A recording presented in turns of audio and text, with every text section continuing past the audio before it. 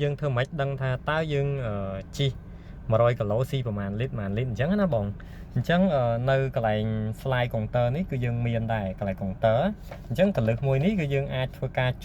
cho tơ cái lại nắng tầm bây dương check mờ đàiហើយទី1គឺ trip A ទី2គឺ trip B អញ្ចឹងបងចុចរហូតដល់កន្លែងនេះគឺគេដាក់រោគឡានហើយនឹងមានធុងសាំងអញ្ចឹងឧទាហរណ៍ថាសាំងរបស់ខ្ញុំគឺប៉ុណ្នេះខ្ញុំចាក់10លីត្រគឺជីបាន200គីឡូបាទ10លីត្រហ្នឹងគឺជីបានតែ200គីឡូទេសម្រាប់ឡាននេះណាហើយយើងចុចមកមុខទៀតទៅក៏វាប្រាប់ដែរថាឡានហ្នឹងគឺ16គីឡូ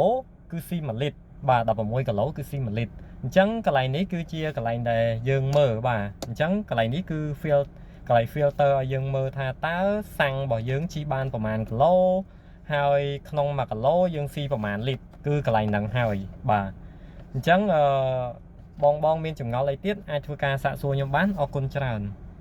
យើងមានលក់បន្តោងសោកគៀមមុននឹងស្អាតអាចធ្វើការបញ្ជាទិញឥឡូវនេះបានសូមអរគុណ